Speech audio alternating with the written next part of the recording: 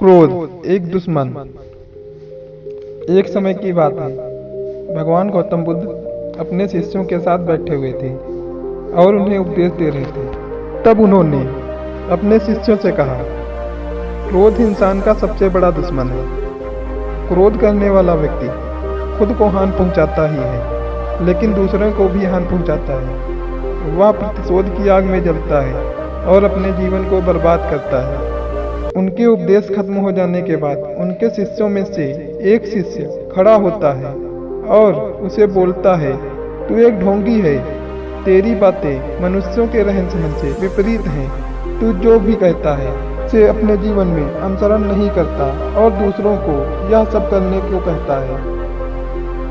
जब उसका वह शिष्य गौतम बुद्ध को उल्टी सीधी बातें कह रहा था, तब गौतम बुद्ध ने कोई प्रतिक्रिया नहीं दी और वे शांत बैठे थे। लेकिन ऐसे में वह व्यक्ति और भी ज्यादा गुस्सा हो गया और गुस्से में आकर उसने गौतम बुद्ध के मुंह पर थूक दिया। इसके बाद भी महात्मा गौतम बुद्ध को गुस्सा नहीं आया और वे शांत थे। उन्होंने अपने चेहरे से थूक को पोंछा और वहां चुपचाप बैठ गए। यह सब देख उस शिष्य को समझ नहीं आया कि वह क्या करेगा।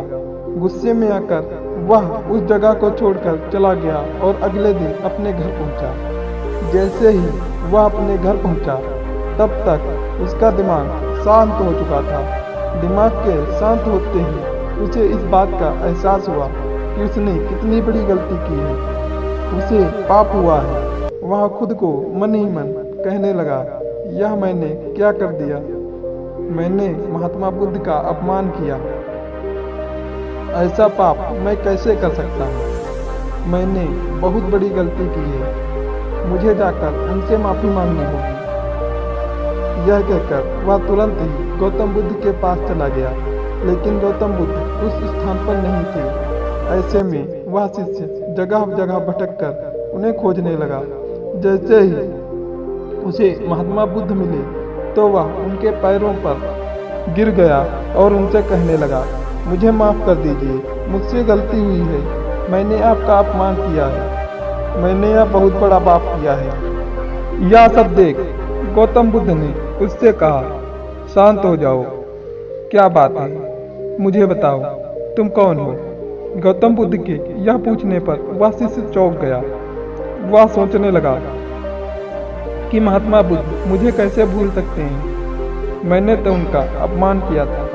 यह सोचकर उसने महात्मा बुद्ध से पूछा, मैं वही शिष्य हूँ जिसे कल आपका अपमान किया था और आप इतनी जल्दी मुझे भूल गए।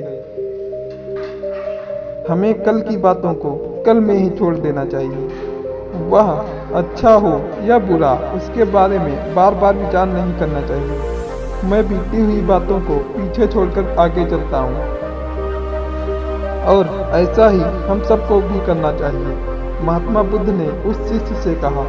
महात्मा बुद्ध की यह बात सुनकर वह शिष्य प्रभावित हुआ और उसने बोला, मैं आज से आपकी सारी बातों को माना करूंगा।